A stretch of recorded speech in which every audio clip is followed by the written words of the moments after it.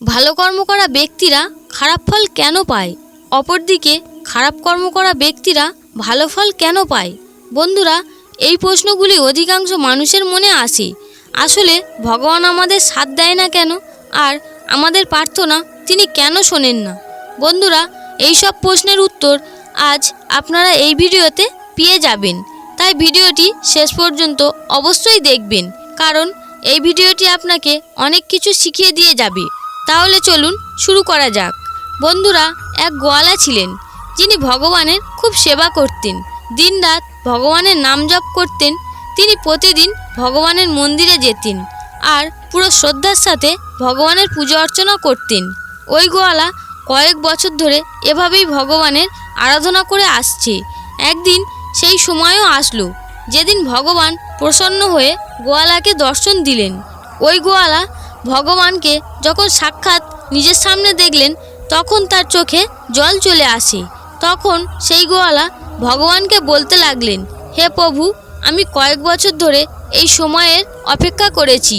হে ভগবান, আমি প্রতিদিন আপনার মূর্তিকে দেখে এই ভাবতাম যে আমার প্রভু কয়েক যুগ থেকে এভাবেই দাঁড়িয়ে ভক্তদের দর্শন দিয়ে আসছেন। তাই হয়তো খুবই ক্লান্ত হয়ে পড়েছেন। তাই হে প্রভু, আমি আপনার জন্য কিছু করতে চাই। গোয়ালার এমন কথা শুনে ভগবান বলেন, হে ভক্ত, তুমি আমাকে কিভাবে সাহায্য করবে? গোয়ালা বলেন, হে প্রভু, যদি আপনি আদেশ দেন তাহলে আমি আপনার স্থানে পাথরের মূর্তি হয়ে দাঁড়িয়ে থাকতে পারবো, আর আপনি আমার রূপ ধারণ করে বাইরে গিয়ে ঘুরে ফিরে আসুন। বন্ধুরা, গোয়ালার ওই সহজ স্বভাবে ভগবান খুবই প্রসন্ন হয়ে যান। তাই ভগবান ওই গোয়ালার প্রার্থনা স্বীকার করে নেন। কিন্তু ভগবান ওই গোয়ালার সামনে একটি শর্ত রাখেন। ভগবান বলেন, হে ভক্ত গোয়ালা, সারাদিনে তোমার কাছে অনেক ভক্ত আসবে, তোমার সামনে তারা অনেক প্রার্থনাও করবে, কিন্তু তুমি শুধু তাদের প্রার্থনাকে শুনবে আর কাউকে কিছুই বলবে না, কারণ সবার জন্য বিধাতা আগে থেকেই সব কিছু ঠিক করে রেখেছেন। ভগবানের এমন কথা শুনে ওই গোয়ালা খুবই আশ্চর্য হয়ে গেলেন আর মনে মনে ভাবতে লাগলেন, তাহলে কি ভগবান আমাদের প্রার্থনা শুনেও না শোনার ভান করে থাকেন, দেখেও না দেখার ভান করে থাকেন? সেই গোয়ালার মনের মধ্যে এই রকমই হাজার প্রশ্ন আসতে থাকলো, কিন্তু তবুও সে চুপচাপ থাকলো।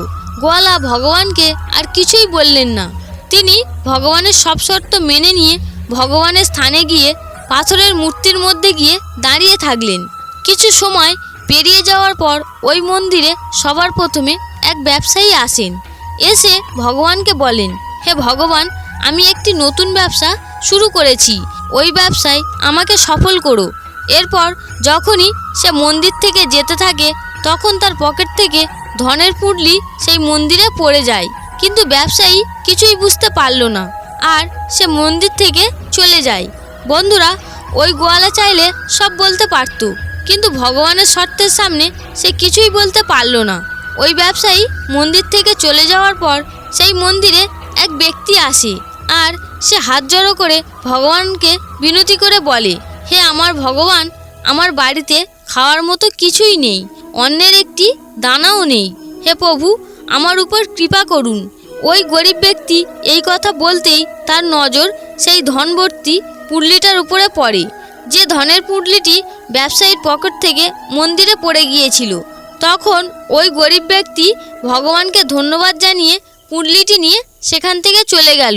বন্ধুরা, ওই গরিব ব্যক্তি চলে যাওয়ার পর মন্দিরে এক নাবিক আসে আর সে ভগবানকে প্রার্থনা করে বলে, হে প্রভু, আমি কাজের খোঁজে সমুদ্র পার করে অন্য দেশে যাচ্ছি, তাই আমার যাত্রায় যেন কোনো সমস্যা না হয়, সেই আশীর্বাদই করুন।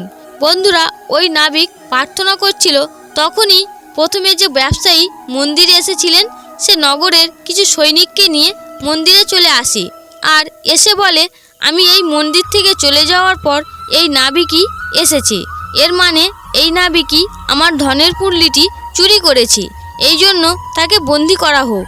এইসব দেখে যে গোয়ালা ভগবানের মূর্তি রূপে মন্দিরে দাঁড়িয়েছিলেন, তিনি এইসব দেখে আর থাকতে পারলেন না আর তিনি ভগবানের সব শর্ত ভেঙে ভাবতে লাগলেন, এই অন্যায় আমি হতে দেব না, আমি সবাইকে সব সত্যি বলে দেব। ব্যবসায়ী ধনের পুঁটলিটি কে নিয়েছে। আর তিনি তাই করলেন। তিনি বলে দেন ব্যবসায়ীর ধনের পুল্লিটি নাবিকের কাছে নেই, ব্যবসায়ীর সেই ধনের পুল্লিটি এক গরিব ব্যক্তির কাছে আছে।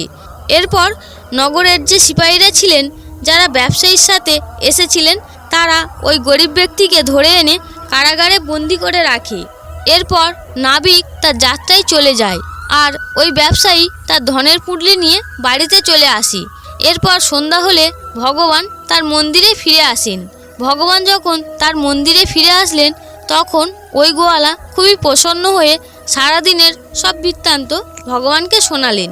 গোয়ালার সব কথা শোনার পর ভগবান গোয়ালাকে বলেন, হে আমার ভক্ত গোয়ালা, তুমি কারো কোনো উপকার করনি, বরং ক্ষতি করেছো। হে গোয়ালা, যে ব্যবসায়ী ছিল সে পাপকর্ম করে অর্থ উপার্জন করত। যদি তার অর্থের কিছুটা অংশ পড়ে গিয়ে থাকে আর সেই অংশ যদি কোনো গরিবের কাজে লাগতো, তাহলে সেই অর্থ সার্থকভাবে ব্যবহার হতো। ওই ব্যবসায়ীর সম্পদ থেকে কিছু অংশ হারিয়ে গেলেও তার কিছুই যায় আসতো না, কারণ ব্যবসায়ীর কাছে অনেক ধনসম্পত্তি পড়ে রয়েছে। তার পাপকর্মের দ্বারা উপার্জন করা অর্থ যদি কোনো পুণ্যের কাজে লাগতো, তাহলে ওই ব্যবসায়ীর কিছুটা পাপ কমে যেত, কারণ সেই অর্থ যেই গরিব ব্যক্তিটি পেয়েছিল সে ওই অর্থকে সার্থকভাবে ব্যবহার করত। ওই গরিব ব্যক্তির সন্তানরা না খেয়ে থাকতো না, তার পরিবার এক এক দানা অন্নের জন্য ছটফট করতো না। আর যদি নাবিকের কথা বলি, তাহলে ওই নাবিক যে সমুদ্রপথে যাত্রা শুরু করেছে, সেখানে অনেক বড় তুফান আসতে চলেছে, সেখানে অনেক বড় ঝড় আসতে চলেছে। যদি ওই নাবিক কারাগারে বন্দি থাকতো, তাহলে তার মৃত্যু হতো না। বন্ধুরা, ভগবানের এমন কথা শুনে গোয়ালা সব কিছুই বুঝতে পেরে যান যে যা কিছুই হয় তা সবই ভালোর জন্যই হয়। বন্ধুরা, এইভাবে আমাদের জীবনেও অনেক ঝামেলা আসে, অনেক বিপদ আসে, অনেক দুঃখ আসে, অনেক কষ্টও আসে। আর তখন আমরা ভাবি ভগবান আমাদের প্রার্থনা কেন শোনে না, আপনাকে দুঃখ কেন দেয়। বন্ধুরা, মানুষের জীবনে আসা সব সমস্যা মানুষের জীবনকে বদলানোর একটি অংশ, অর্থাৎ সব সমস্যা মানুষের জীবনকে বদলানোর জন্য আসে। যখন আমরা ঝামেলায় জড়িয়ে যাই, তখন আমরা ভাবি আমাদের সাথে খুবই অন্যায় হচ্ছে, কিন্তু কিছু সময় পেরিয়ে যাওয়ার পর আমরা বুঝতে পারি যা হয়েছে ভালোই হয়েছে। বন্ধুরা, আমরা ভগবানের কাছে তাই চাই যা আমাদের ভালো লাগে, কিন্তু ভগবান আমাদেরকে তা দেন যা আমাদের জন্য ভালো হয়। আর বন্ধুরা, সব মানুষই নিজের নিজের আলাদা আলাদা কর্ম হয়, আর এই কর্মফল এতটাই শক্তিশালী হয় যে ওই কর্মফল থেকে কেউ বাঁচতে পারে না। সে মানুষই হোক, পশু পাখি বা কোনো জীবজন্তু হোক, কিংবা স্বয়ং ভগবান হোক না কেন। যদি ভগবানও মানুষ রূপ ধারণ করে এই মৃত্যুলোকে অবতরণ করেন, তাহলে ওনাকেও কর্মফল ভোগ করতে হয়। আমাদের আগের জন্মের কর্মফল আর আমাদের এই জন্মের কর্মফল কখনোই আমাদের পিছু ছাড়ে না। আর এমন কখনোই হয় না যে ভালো কর্ম করা ব্যক্তিরা খারাপ ফল পায় আর খারাপ কর্ম করা ব্যক্তিরা ভালো ফল পায়। এসবই পূর্বজন্মের করা কর্মের ফল, যাকে এ জন্মে কর্মফল রূপে ভোগ করতে হয়। যিনি আজ খারাপ কর্ম করছেন আর ভালো ফল পাচ্ছেন, তাহলে তার আগের জন্মের কর্ম ভালো ছিল, যার ফল সে এই জন্মে ভোগ করছে। আর সেই ভালো কর্ম যখনই সমাপ্ত হবে, তখন সে খারাপ কর্মের ফল নিশ্চয়ই পাবে। বন্ধুরা, এই সব ভাবা একটি ভুল ভ্রম ছাড়া আর কিছুই নয় যে ভালো কর্ম করা মানুষেরা খারাপ ফল পায় আর খারাপ কর্ম করা মানুষেরা ভালো ফল পায়। সবাই নিজের নিজের কর্মফল ভোগ করে চলেছে। বলা হয় এই সংসারে কেউ কাউকে দুঃখ দেয় না, কেউ কাউকে সুখ দেয় না, মানুষের নিজের কর্মগুণেই তাকে সুখ দুঃখ দেয়। তো বন্ধুরা, আশা করি ভিডিওটি আপনাদের ভালো লেগেছে। ভালো লাগলে অবশ্যই একটি লাইক করবেন আর কমেন্ট বক্সে পুরো শ্রদ্ধার সাথে লিখবেন জয় শ্রীকৃষ্ণ, হরে কৃষ্ণ।